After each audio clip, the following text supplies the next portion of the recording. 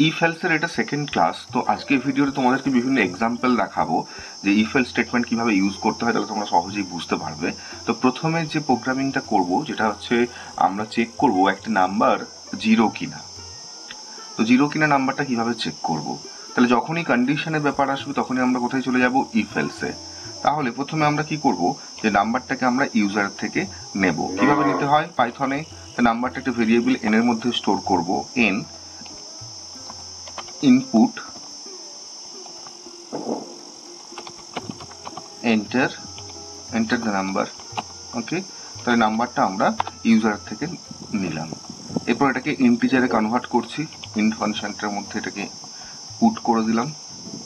তাই নাম্বারটা কোথায় স্টোর হলো, এন এর মধ্যে।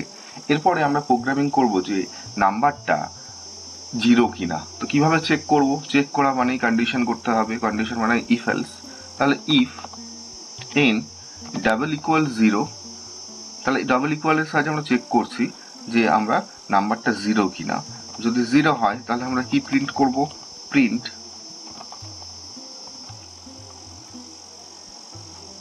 Just number is zero, zero print করছি। এরপর আমরা করব কি, যদি জিরো না হয় তাহলে এলসে আমরা দেব প্রিন্ট নো। চলো এবার রান করে দেখে নিচ্ছি। তাহলে দেখো এখানে এন্টার দ্য নাম্বার, এখানে দেখো এই আউটপুট স্ক্রিনটা এন্টার দ্য নাম্বার, আমি দিচ্ছি জিরো, জিরো আউটপুট হচ্ছে জিরো, এখানে চেক করে নাও তোমরা জিরো। আচ্ছা, এরপর দেখো আমরা আরেকবার রান করে নিচ্ছি এটাকে। আমরা ধরো দিচ্ছি নাম্বার হচ্ছে ধরো দিচ্ছি 6, তাহলে দেখো এখানে আউটপুটটা নো। তাহলে তোমরা দেখতে পাচ্ছ যে কিভাবে ইফ এলস স্টেটমেন্টকে ইউজ করতে হয়। আমরা একটা সিম্পল প্রোগ্রাম করে দেখালাম, আরো কয়েকটা প্রোগ্রাম তোমাদেরকে আমি দেখাবো যাতে ইফ এলস নিয়ে কোনো রকম কোনো প্রবলেম ফেস করতে না হয়। নেক্সট যে প্রোগ্রামটা তোমরা নিজেরাও ফার্স্ট ট্রাই করতে পারো, তারপরে তোমরা দেখবে এখানে কোডটা আমি কিভাবে করছি। তো প্রথম নেক্সট যে কোডটা আমি করবো সেটা হচ্ছে odd or even number checking. একটা নাম্বার অড না ইভেন কিভাবে চেক করবে, তাহলে অড বা ইভেন চেক সেই সেম কন্ডিশন করতে হবে, মানে ইফ এলস। ইভেন নাম্বার কাকে বলে, যে যাদেরকে দুই দিয়ে ডিভিজিবল, মানে দুই দিয়ে ডিভিজিবল হলে সেই নাম্বারগুলোকে বলছে ইভেন নাম্বার। যেমন 2, 4, 6 এগুলো প্রত্যেকটা নাম্বারই হচ্ছে দুই দিয়ে ডিভিজিবল। তার মানে রিমাইন্ডার জিরো হলেই তাহলে নাম্বারটা কি হচ্ছে, দুই দিয়ে ডিভিজিবল। তাহলে আমরা এখানে নাম্বারটা নিয়ে নিয়েছি অলরেডি। তারপরে আমরা ইফ স্টেটমেন্ট ইউজ করব, ইফ এন পার্সেন্ট সিম্বল দিতে হবে এখানে। এটা হচ্ছে সিম্বলটার মানে হচ্ছে রিমাইন্ডার চেক করছি, দুই দিয়ে ডিভিজিবল, দুই দিয়ে ডিভাইড করছি, দিয়ে রিমাইন্ডার চেক করছি। যদি জিরো হয় ডাবল ইকুয়াল জিরো, তাহলে আমরা কি করব, ইভেন নাম্বার। তাহলে এখানে প্রিন্ট করছি ইভেন। তারপর আমরা চলে যাচ্ছি এলস পার্ট। এলস মানে হচ্ছে অপোজিট অফ দ্য ইফ।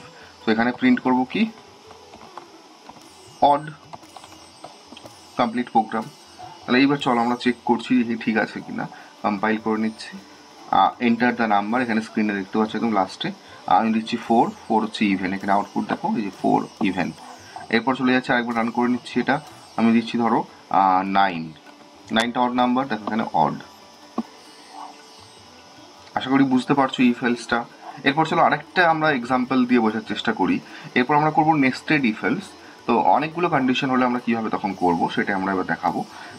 চলো নাম্বারটা নিয়ে নিয়েছি, এইবার আমরা দেখবো একটা প্রোগ্রাম, নেক্সট প্রোগ্রামটা, যে এই প্রোগ্রামে আমরা দেখবো যে একটা নাম্বার নেগেটিভ বা পজিটিভ কিনা, মানে নেগেটিভ নাম্বার বা পজিটিভ নাম্বার কিভাবে চেক করব।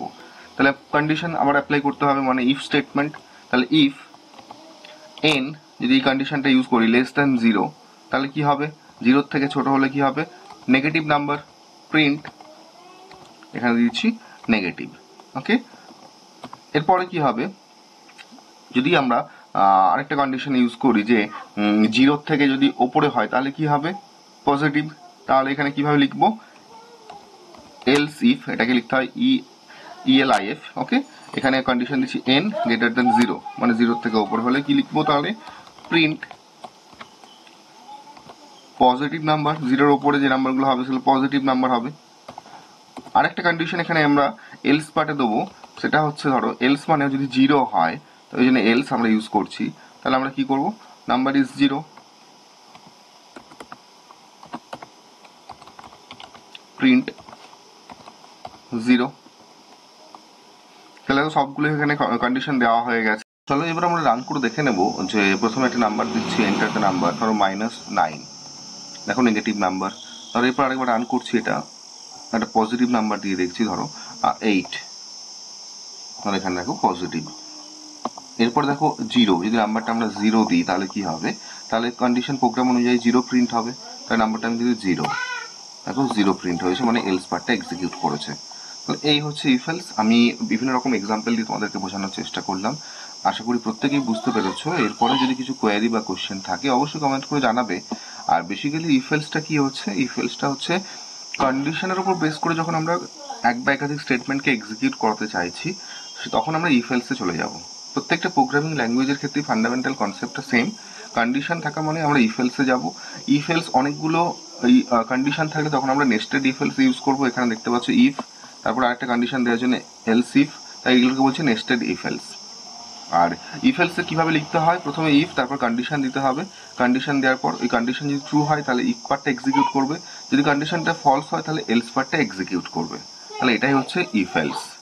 আশা করি প্রত্যেকেই বুঝতে পেরেছো। আর আমরা নেক্সট ক্লাসে আলোচনা করব লুপ নিয়ে। তো অবশ্যই সবাইকে রিকোয়েস্ট করবো ভিডিওটা যদি ভালো লাগে একটা লাইক করবে, কমেন্ট করবে, আর সাবস্ক্রাইব করে রাখবে, কারণ নেক্সট পার্টে আমরা লুপ নিয়ে আলোচনা করব। আর এই ধরনের ভিডিও পাওয়ার জন্য অবশ্যই আমাদের চ্যানেলটিকে সাবস্ক্রাইব করে আমাদের পাশে থাকতে ভুলবে না। দেখা হচ্ছে পরের ভিডিওতে।